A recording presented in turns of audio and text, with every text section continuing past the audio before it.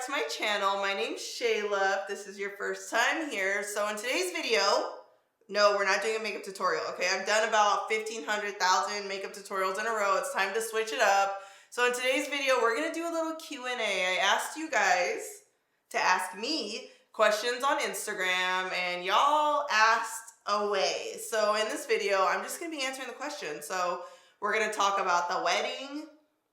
We're gonna talk about the wedding. No, you guys actually, I feel like there are so many questions, like definitely wedding talk. Very few makeup questions, which I was surprised about. Fitness, nutrition, Storm. We're gonna talk about Storm. So we're just gonna talk about everything. So without further ado, let's get started. So I screenshotted all of the questions. Boom, boom, boom, boom, boom, boom, boom. Ooh, my screen is dirty. So I'm gonna read off the questions. I'm gonna try and answer as many as I can. You guys actually asked a lot. So we're just gonna jump right into it, okay? So how do you stay positive while being single? When I was single, I think she was referring to when I was single, because I'm not single anymore. Whew. So when I was single, I definitely went through like a rough patch because I was like, oh, I can't find anyone. I think I'm gonna be single for the rest of my life. And I feel like I just worked on myself. When I was single, I really took that time to do the things that I love, figure out who I was, like, what do I like to do? Who am I? Like, you know what I mean? And really get comfortable with yourself. So don't look at single being a bad thing. Look at it as a time where you get to know who you are and you're comfortable with who you are. You know, maybe even get comfortable with things you're insecure about. Really get to know yourself, and when the time's right, you'll meet someone. All right, Maya Brienne, or Mia Brienne, I don't know, says, how's the wedding planning going? Do you have a theme in mind? So, the wedding planning is going, okay, so this is what happened. I'm gonna tell y'all. I think I told y'all before, but I'm gonna tell y'all again. We got engaged Christmas Day 2019. By January, February-ish, I already found the venue, the wedding planner, pretty much everything. So in March, we met up with the wedding planner. I pretty much told her exactly what I wanted. We know someone else who got married in the same location, so they referred like the DJ and all these people for us. So everything's pretty much set. In the next couple months, the wedding planner will probably start hitting us up like, hey, okay, we need to start, you know, finalizing this, because we're getting married next year. But yeah, everything's pretty much done. I found my dress. I'm going to tell y'all the tea about that a little bit later. I have someone making my dress, so I don't even know what it looks like. I, told them what I wanted. She sketched it up and she showed me via Zoom. She was like, okay, this is what it looks like. And I said, that sure is what it looks like. That's it. Oh, I will say this because I did get another question like this, and I might as well just put them together. People were asking if we're going to have a traditional wedding, non-traditional. Is it going to be in California? It's not going to be in California. The wedding's not going to be in California, and I would say it's not going to be traditional because we're not going to have a bridal party. Yeah, no, it's just going to be me and Les. The reason we decided to do that is because I thought it looked very clean, cut, classic. And my wedding planner even told us, they're like, oh my God, that's the way to go. Like, it looks so beautiful when it's just about the bride and groom, and it takes the stress off of, the bridal party. Also, it's just like, I think like the new thing to do. I didn't even know that. I just saw some pictures and I was like, dang, it looks better without a bridal party. Because, that's what I care about. I care about the pictures. Okay. And so it's just going to be me and Les. And I think that also just puts the focus on us, and it also makes everyone comfortable. Like, I want everyone to wear what they want to wear, be comfortable, not feel like, oh, they have to wear this and then complain about it. Like, I don't want to hear anyone complaining. Period. Ooh, Naturally Nika said, does Les with the new dog make you super excited to have kids? I mean, I definitely think, well, first off, Storm, because that's our Doberman Pinscher's name. She's 5 months. Storm loves Les. Sometimes I'm just over here like this, like, okay, I think that's enough. I get it. No, but really, I think when you have a female dog, they just love the man a little bit more. I don't know what that's about, but yeah, I mean, I'm definitely excited to see Les as a father. I think he's just gonna be like such a good dad, my dream, and this is answering kind of another question, my dream is to have 2 boys, twins. I would love to have twins. Yes, we want kids. I think we're gonna have kids like a year after we get married, or maybe 9 months after the wedding. Okay. Marry Margaret asks, how did you get the courage to film your first video? Filming your first YouTube video is definitely the hardest. You just have to do it. It's never going to be perfect. I think all of us kind of have this like idea like, okay, we want to get it as perfect as possible. But with YouTube, people like you just to be real, honest yourself. If you make a mistake, like you'll see me sometimes I'll like stutter over words. I don't cut that out because it makes it look more authentic. So if you're just starting YouTube, just do it and make sure you're doing something you're passionate about. So don't just do makeup tutorials because you see other people doing it and maybe you're like, oh, that looks cute, I'm gonna do. No, you need to do something you're passionate about. And you could even be passionate about, I don't know, wine, okay? And you could have a whole YouTube channel dedicated to that. It doesn't always have to be something that everyone else is doing, you know, just be authentic, be yourself, and just do it. Like the first couple of videos when you upload are not gonna be good, and you just have to be okay with that. Like I think everyone looks back at their first YouTube videos and they're like, yeah. You know, and it's fine. It's like you want to see that growth too. So just do it. Just do it. Can you talk about Makeup by Penny said, can you talk about how you edit your pics and videos, the software apps, etc.? So for YouTube, I use Final Cut Pro. There's another app called Premiere, but I use Final Cut Pro. I film with a Canon Mark V, I think, and then the lens is like 70 to 200. That's just what I film with. There's so many different ways to set up your filming situation. And then when it comes to Instagram, of course I use Facetune to smooth out my skin. I mean, y'all see me here, okay? Y'all know what I look like, so I don't do that much. There's definitely, you know, there's people out there that like to over edit their photos, and I'm one of those people. I don't ever want to look like a different person online than I do in person. And I think the feedback that I've gotten, everyone says that I look exactly how I look on Instagram. So I try not to over edit. I really just do like the minimal, like I'll smooth.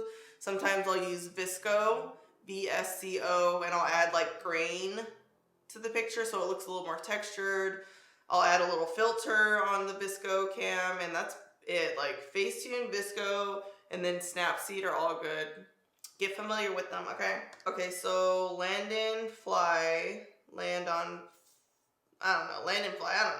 What is one of the fondest memories thus far of 2020?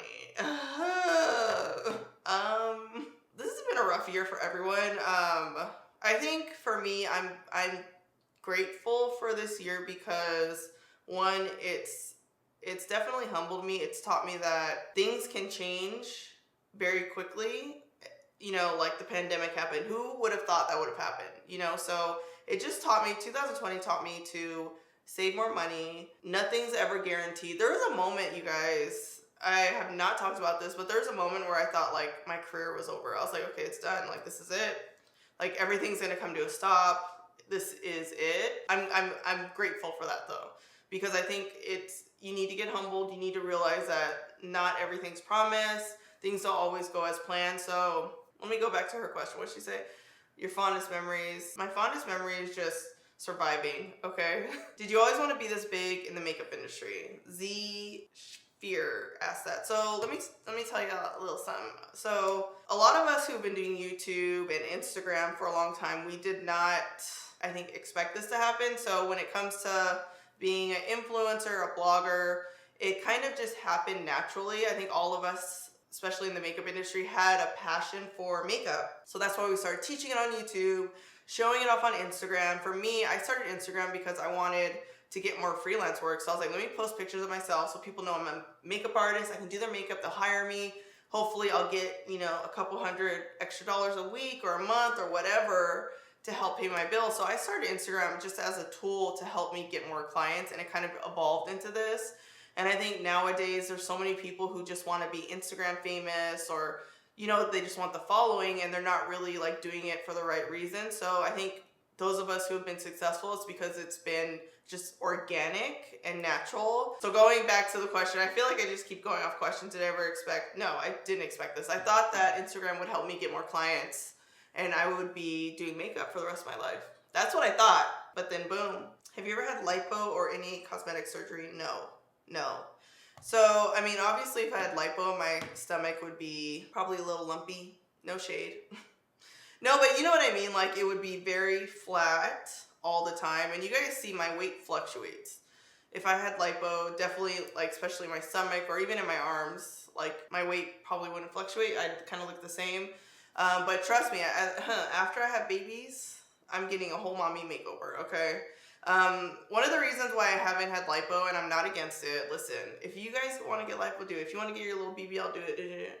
I'm not against it, but one of the reasons why I haven't gone under the knife, because one, I want to teach myself the right eating habits, because I haven't had a healthy relationship with food my whole life, and I haven't understood nutrition until this past couple years. So that's why I haven't done lipo. And also, like, I scar, like, is it still there? I had like a little chickenpox scar here. I still have chickenpox scars from when I was like 4. I scar really easily, so I'm really not trying to do all that. Even I got my boobs done. I have a scar under there. Ooh, I am Chaya? I don't know. I love your hair. Are your units sewn down or glued? So I did my hair myself today. I don't even need Kiva today. No, so Kiva at Kiva Hair does all of my units. She makes them. She colors them. She's so talented. She just started her own hairline. It's called Kenny Hair. KENI.hair. So custom colors, cuts, everything. She's so talented. And she sews down my hair. So the reason I do sew-ins is because, look at, I like my baby hairs. I'm not trying to rip them out. I work out a lot, and that just works out the best for me. So she braids my entire head and just sews the unit down. And most of my sew-ins or units are frontals, but I do have some closures. Either way, she sews them all down. Sewn all the way down. Ooh, so Fabulous said, favorite shapewear, I need help. You look fire as you always do. I think that's what she meant to say. Skims shapewear is pretty good. Okay, and it snatches you a little bit more than Spanx. The only thing that it doesn't have is the little pee hole. You know, sometimes when you might be a little tipsy at the bar and you don't feel like pulling the Spanx or the Skims all the way down and then going to the bathroom, sometimes you just want to use that pee hole and just be like, just squat. So that's the only thing, but I will say Skims snatch you. Like, so check out Skims. I really like it. Ooh, this is a good one. Miss Carpedium. Y'all have some interesting Instagram names. I can't pronounce any of it. Okay, I'm single in my late 20s. What was your Sierra prayer that brought you less? Ooh, everyone wants to know their Sierra prayer. So before Les and I, well, first off, we met and then we started dating 2 years after we met. So I had already known him when I was like in that space of, okay, I'm ready to find love. Where is he? He was already in my life. So he was there and I didn't even realize like he was going to be the one. So before Les, I would pray. I would sit there and just pray to God, like, just give me a man who makes millions of dollars. I'm not even kidding, like millions of dollars, has this going on, this. And looking back, I realized I was getting delivered that type of man, only to realize like this is not working. And so I just switched up my prayer, and I'm not even kidding, like I was praying like it turned into a very materialistic prayer to a very honest prayer. So I started praying for a man with a respectable job. Les is industrial engineer, very respectable. So respectable job, a good head on his shoulder, great relationship with his family, a sense of humor, smart, you know, like qualities that, just honest and genuine qualities. So it went from very materialistic to just very honest. Like, I just want to be in love. Like, I want someone who is respectful, has a good heart, and my soulmate. I started praying for my soulmate. So you have to be honest with yourself and really like ask yourself, what do you want? Like, are you even ready for love? Because I think sometimes we might not be ready for love and we're over here like, no, we find it. It's like, no, you need to love yourself first and then pray for your soulmate. Asianomics asks, there you go with the names, y'all. How did you know that Les was the one, and how do you get through disagreement? So honestly, I feel like I knew Les was the one like for 3 to 4 months in, I was like, dang, I think this is the one. And of course it crossed my mind before that, like, dang, this might be the one. You know, when you're like, oh, it almost like just comes as a shock. You're like, dang, it might be the one. And then every month that went by, I was like, dang, this is definitely the one. Like, I think this is the one. Like, it's kind of a surreal feeling because I was at the point of thinking like, okay, I'm going to be single for the rest of my life. So when Les and I reconnected, I was just like, kind of just in shock, you know. And now when we get in disagreements, I think when you first move in together, you have a little bit more disagreements. And now that we just know each other so well, like, you kind of know when to start some ish and when not to. Like, is it worth it, you know? So we don't really have a ton of big arguments anymore because we kind of know each other, you know. Like, if he doesn't do the dishes, am I really gonna sit there and complain and start an argument over that? No, like, it's fine, because if I asked him, hey, can you do the dishes, he would do it. Men just don't think like women do. Like, I feel like women are like, okay, we're just gonna do clean, clean, clean, do this, do this, do this, like, take care of everything. Like, we're very much like nurturers in that way. So with him, I just always have to think like, okay, is he intentionally trying to make me upset? And when you ask yourself that, 9 times out of 10, 9.5 times out of 10, it's like, no, he's not. So you just have to constantly have that communication and really just understand your partner. And that's just how you kind of get through disagreements. Celine Simone said, what do you think about Tory Lanez denying shooting Megan on his new album?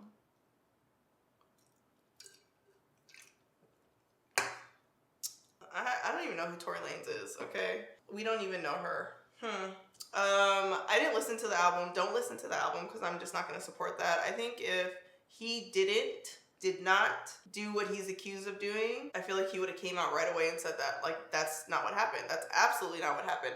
I don't think you would wait months and then release an album that you're going to make money off of just to say you didn't. It's not adding up, sis. It's just not adding up. It's not adding up. That's all I'm gonna say about that. What was the moment in your career that you knew to yourself, Mama, I made it? Maybe I said to myself, Mama, I made it. I still don't feel like I'm at that point. Like, I think I still have so much to accomplish. Like, maybe, okay, I'll say this, maybe buying a house. That, for me, that was like a big milestone because I never thought I'd be able to afford a house. You know, I really never thought I'd ever buy a house. So I think that was like huge for me, but I don't feel like I've made it. I think I still have so long to go. Like, I want to own my own business. There's just so much I want to achieve. And until I achieve that, I just can't even see myself as saying like, oh, I made it, you know, because I haven't made it yet. I have not made it yet. Ooh, tell us about Storm. Okay, so we were gonna make a whole video about like introducing Storm to YouTube, and then I just decided not to. I don't know, I was just like, I think I'm just like so protective of her. And you guys know, if you're new here, you probably don't know, but I used to have a dog. His name was Titus, and he passed away while at the dog sitter. And they did an autopsy. Turns out he had a heart condition. He wasn't going to live long anyway. And so after he passed away, I was like, I'm never getting a dog. Like, even though in my heart I love dogs, but it was just time. It was time to get Storm. I think originally I wanted another bulldog, and then Les and I were kind of just going back and forth at the beginning of quarantine. And, you know, he was like, I love big dogs. Like, I wouldn't mind having a dog. And really the number one reason we got her is, one, we needed a guard dog. You know, living in a house in LA where there's break-ins all the time, you definitely need protection. So we decided to get a Doberman Pinscher because we wanted a protective dog. Also, that was just like the compromise. But yeah, I feel like just with Storm, I'm just so protective of her that I was just like, you know, I don't think I'm gonna do the YouTube video. Maybe later. I just need like a moment to just not show her off. Like, I don't know, maybe in my heart I'm like I did with Titus. Like, I made a video with Titus, I did this, and then he passed away. So I feel like part of me is just still holding on to that and just still hurt by that. And I'm just like, I'm gonna want to do things a little different with Storm. So, oh, and also Storm, we named her Storm because she has 3 gray hairs on her back, like X-Men Storm. And Les, if you guys don't know this, is obsessed with Marvel, DC Universe, like all of that. And so I thought it would be cool to name her Storm. We both decided on it. It was either Storm or Nova, and we decided with Storm mainly because she has that gray spot. But, you know, Storm's a bad bitch. Okay, X-Men Storm's a bad bitch. So I was like, our little Doberman Storm's a bad bitch too. It just fit. It just fit. Morgan Lebon asks, how do you stay motivated to train? You're doing so well training at home. Thank you. I definitely have good weeks and bad weeks. There's some weeks when, you know, I'll go in the gym. We made part of our garage a gym, so we pull the car out, we train in there. There's some weeks when I'm not motivated and I'll just go in there and I try and make the best of it. Even if that means that I'm having like a crappy workout, I'll still go and I'll still do it. I've been seeing subtle results, like a little bit. Like recently I looked at my back and I was like, oh my God, like I have some muscles back there. I'm not used to seeing that. Or I'm seeing like definition in my arms. I'm seeing just, ooh, you see that? I'm seeing my body change. And even if it's a subtle change, I remind myself of that and that keeps me motivated. So we look, oh my God, look at my back. Oh, it's changed. You know, and then I'll go to Instagram and I'll look at all these transformations of these people who are being honest about it. And they're like, listen, it takes a couple years. I love seeing transformations when it's like year 2, year 3, year 4. And so you can see how long it takes to really transform your body and get really toned. And I think that also keeps me motivated, like keeping that in perspective.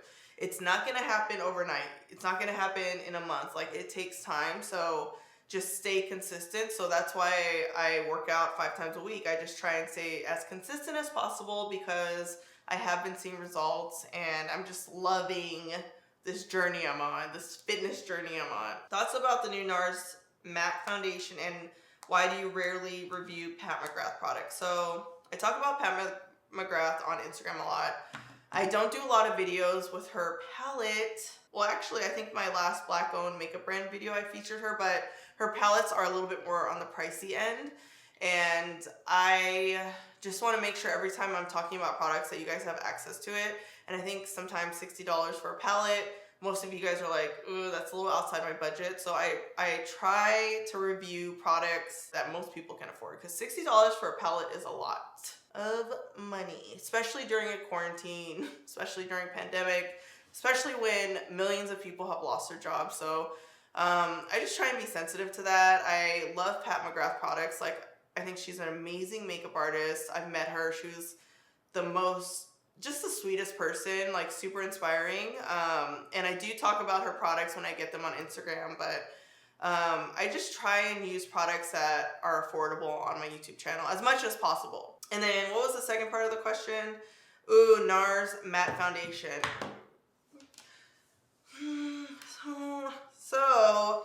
So I've used the NARS matte foundation a couple times. The first time I used it, it turned gray by itself. The Caracas and Baleen, like the Baleen color is a little bit darker. It looked very gray on me and I was just like, whoa.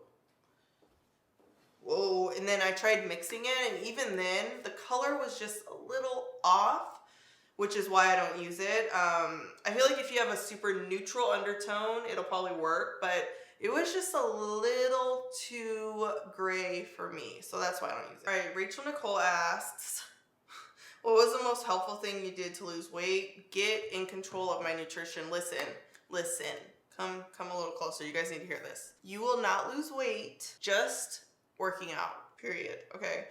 If you don't have a balanced diet, you're not going to lose weight. So if you're eating Chick-fil-A every day, 3 times a week, if you're constantly eating out all the time, I say Chick-fil-A because I love Chick-fil-A, but if you're constantly eating out, you're not cooking your own meals, you're overeating, you're not going to lose weight.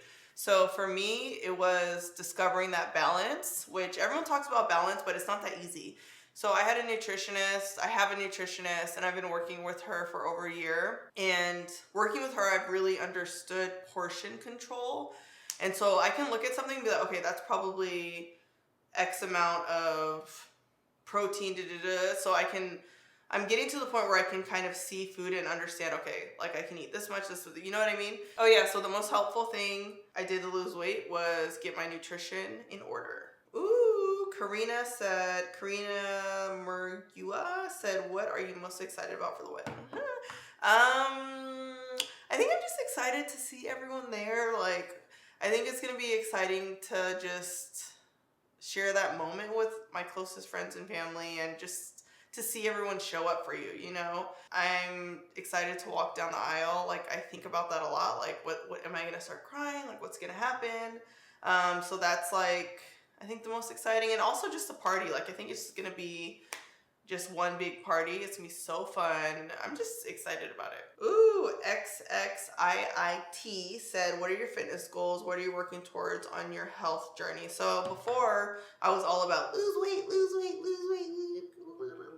I'm not about losing weight anymore. Right now, like, I'm loving how I'm seeing my body transform, and I really just want to tone up. So if that means me getting toned means that I'm also losing weight, then I'll take it. If me getting toned means I look like I'm losing weight, but the scale says the same number, I'm fine with that. So I'm really just trying to get to a place where, you know, my body fat percentage is maybe like a couple percentages lower than it is now, and I have a lot of muscle. Like that's my goal. Like, not that I want to be extremely muscular, but I do like that toned look. So that's my goal, just to be as toned as possible, continue working out. I feel like my goals are constantly going to change. Like before it was, you know, lose weight, lose weight. Now I'm like, no, I want to get toned.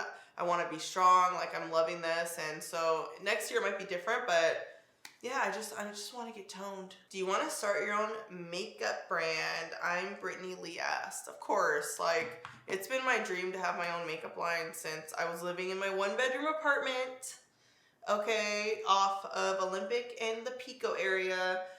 So of course I want to do that. I just think, you know, timing has to be right.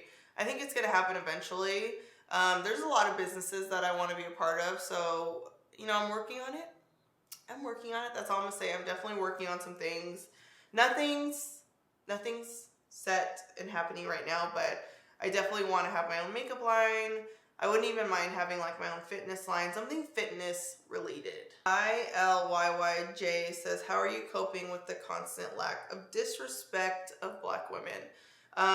This isn't anything new, honey. Black women have been disrespected for hundreds of years. It's just being talked about now. So, I mean, this is such a crazy time because the country's going through this racial reckoning, and all of a sudden everyone is like awake to what's going on. But, you know, growing up Black in America means like you've understood that this has been going on for years, hundreds of years. So, for me, it's just like a surreal, anxious feeling that everyone's talking about it and actually acknowledging it, because for so long a lot of people acted like, oh, racism doesn't exist, you know, like, no, if in the Black household we have lots of conversations about racism and disrespect. So for the whole world to be talking about it, it's like, okay, finally, but also it's frustrating that it's taken this long. So I don't know if that answers your question, but listen, that's all I have to say about that. I could say a lot, but we don't have time, okay? I'm just Nick said, one thing I admire about you is your confidence without being cocky. Where does that come from? I think my confidence just comes from being secure with who I am, and understanding that I am who I am and it's not going to change. And I think when you kind of accept who you are, you become a little bit more confident. So I'll tell you some things that I used to be very insecure about, and then once I accepted it, I think I just maybe came off a little bit more confident. Stretch marks. Like, I've had stretch marks since I was like 20. Like, I think I first got them when I was 20. I gained weight, lost weight, got stretch marks. You guys know I have stretch marks on my boobs. I'm just one of those people that's stretch mark prone. Also my thighs. You know, when I grew up, having thick thighs and a big old booty was not in style. So like I would get teased for having thick thighs, big booty, you know, just so many things. So once I accepted all those, like, listen, yes, I have stretch marks on my boobs. Who cares? Like, is it a big deal? No, I don't care. It doesn't bother me. You know, I have thighs. Listen, I have childbirthing hips. Okay, like, accept it. So I just accepted all these things about me that maybe at one time I was even teased for. And once I accepted that those things wouldn't change and I was fine with it, I think I became a little bit more confident. So my advice to you, if there's something that makes you insecure, ask yourself, like, is this something that I can actually change? Most of the time it's not. It's like you were born like that. So accept it, love it, embrace it. And I think once you do that, you just become a little bit more confident and secure. Secure, not insecure. And secure. All right, final question. Any advice for a girl trying to build a YouTube channel and struggling? So YouTube is not easy. Building a subscriber count, whatever, is not easy. I would say you just have to be consistent.